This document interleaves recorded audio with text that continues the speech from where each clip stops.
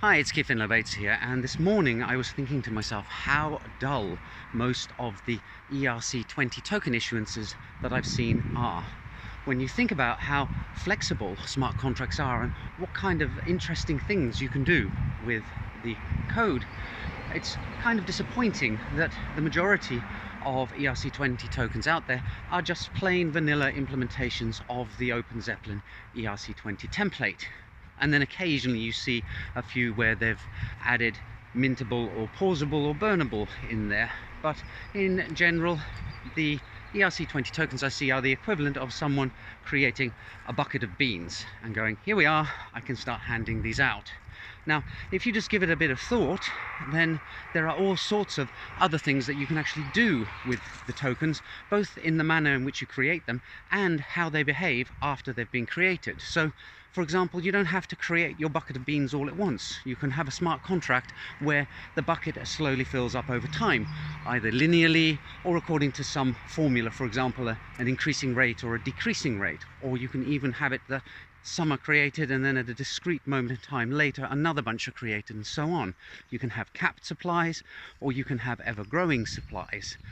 Similarly, the numbers that are picked, it's always 10 million or 100 million, or maybe, if you're feeling a bit extreme, a billion. You don't have to pick these fixed numbers.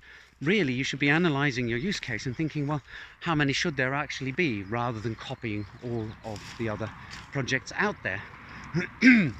Similarly, you can change the way in which the tokens behave. So, for example, you can implement an automatic tax on coins so that whenever there's a transaction, a percentage, say 0.1 or 0.5%, automatically goes back to the creating contract. You can have the contract set up in such a way that when certain things happen, it's distributed to a list of people, and you can add or remove people from that list. So that allows for a token representing shares in a particular organization or a particular project. And when you dig down into the flexibility that's offered by token systems, there is so much more that can be done. And I think a lot of the time these projects launch their token and then they start seeing what they should have actually bolted on, and then they launch extra contracts on top of their system in order to handle this. But it could all be integrated from the very start, especially if you've taken the time to actually analyze your use case and think what you want the system to be able to do and why you wanted to do it. Now, personally, I do think that there are two reasons why most projects go for the standard contract system, or maybe three.